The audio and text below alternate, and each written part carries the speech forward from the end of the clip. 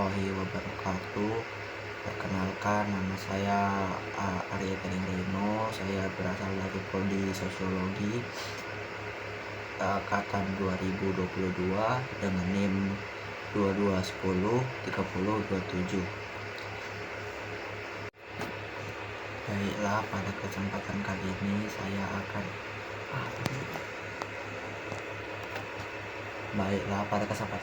saya akan menjelaskan tentang teori sosiologi modern, yaitu teori konflik. Teori konflik. Teori konflik adalah salah satu teori yang sering dikaji dalam ilmu sosiologi. Teori ini berupaya menjelaskan fenomena-fenomena di sosial yang ada, di mana konflik sosial merupakan bentuk interaksi antara satu pihak dengan pihak lain dalam masyarakat yang ditandai dengan adanya sikap saling mengancam, menekan hingga saling menghancurkan. Teori konflik muncul dari sebagai reaksi dari munculnya teori struktural fungsional. Pemikiran yang paling berpengaruh dari teori konflik ini yaitu pemikiran dari tokoh sosiologi yaitu Karl Marx pada tahun 1950 dan 1960-an. Teori konflik menyediakan alternatif terhadap teori struktural fungsional. Pada saat itu, Marx mengajukan konsepsi mendasar tentang masyarakat kelas dan perjuangannya. Marx tidak mendefinisikan kelas secara panjang lebar, tetapi ia menunjukkan bahwa dalam masyarakat pada abad ke-19 di Eropa, di mana dia hidup terdiri dari kelas pemilik modal borjuis sama borjuis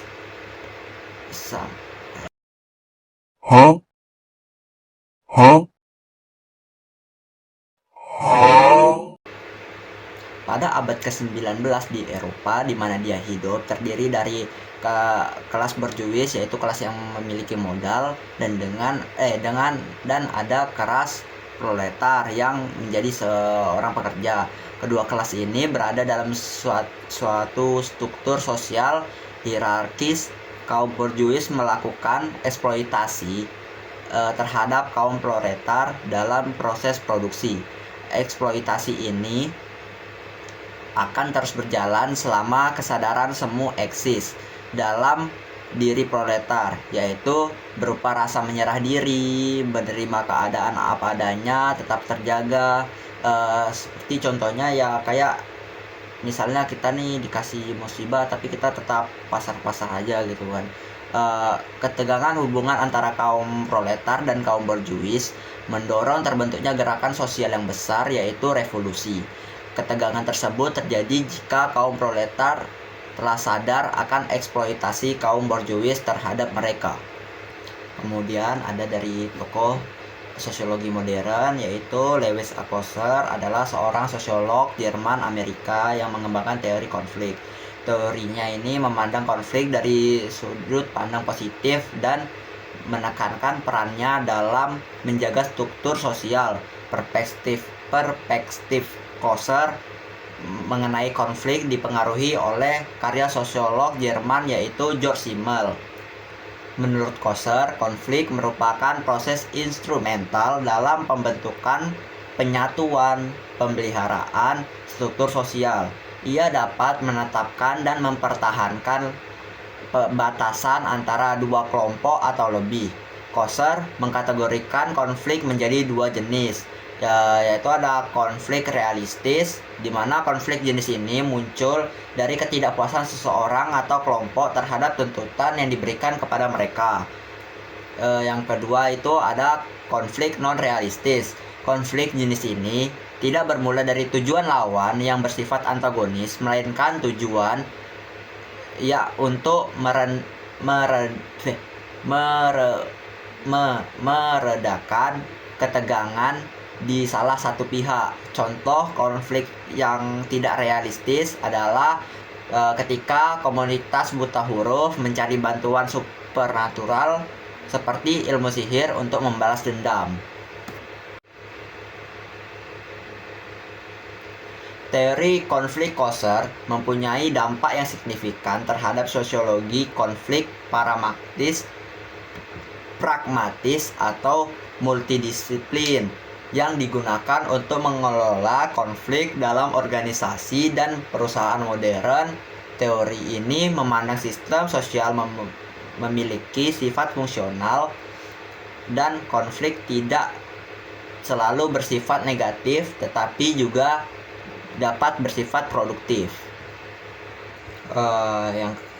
Yang ketiga itu ada Ralph Dahrendorf, adalah seorang ahli sosiolog Jerman yang memainkan peran penting dalam membentuk pandangan modern tentang konflik sosial.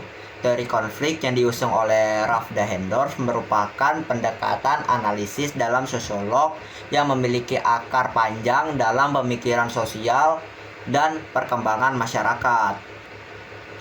Menurut Ralph Dahrendorf, konflik akan muncul melalui relasi-relasi sosial dalam sistem. Oleh sebab itu, konflik tidak mungkin terjadi dalam masyarakat yang homogen.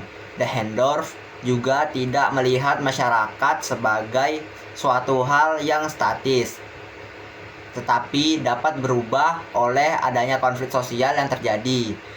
Ia menghubungkan antara pemikiran fungsional mengenai struktur dan fungsi masyarakat dengan teori konflik antar kelas sosial. Dari teori konflik, Ralph Dahrendorf merupakan separuh penerimaan, separuh penolakan, serta modifikasi teori sosiologi Karl Marx. Karl Marx berpendapat bahwa pemikiran dan kontrol sarana-sarana berada dalam satu individu yang sama. Akan tetapi, menurut Dahrendorf, tidak selalu pemilik sarana juga bertugas sebagai pengontrol. Apalagi pada abad ke-19, bentuk penolakan tersebut ia tunjukkan dengan menampakkan perubahan yang terjadi di masyarakat industri semenjak abad ke-19.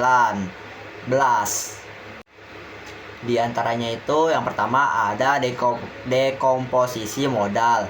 Menurut Dahrendorf, timbul koperasi-koperasi dengan saham yang dimiliki oleh orang banyak di mana tak seorang pun memiliki kontrol penuh, merupakan contoh dari dekomposisi modal.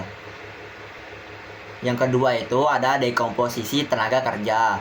Pada abad spesialisasi sekarang ini mungkin sekali seorang atau beberapa orang mengendalikan perusahaan yang bukan miliknya, seperti halnya seseorang atau beberapa orang yang mempunyai perusahaan tapi tidak mengendalikannya. Karena zaman ini adalah zaman keahlian dan spesialisasi, manajemen perusahaan dapat menyewa pegawai-pegawai untuk memimpin perusahaannya agar berkembang dengan baik. Yang ketiga itu adalah timbulnya kelas menengah baru. Pada akhir abad ke-19 lahirlah kelas pekerja dengan susunan yang jelas, di mana para buruh yang terampil ini berada di jenjang atas, sedangkan buruh yang biasa itu berada di jenjang bawah. Sekian dari penjelasan yang saya sampaikan selama beberapa menit berlalu. Lebih kurangnya mohon maaf. Wabillahi taufiq wal hidayah. Wassalamualaikum warahmatullahi wabarakatuh. Bye bye.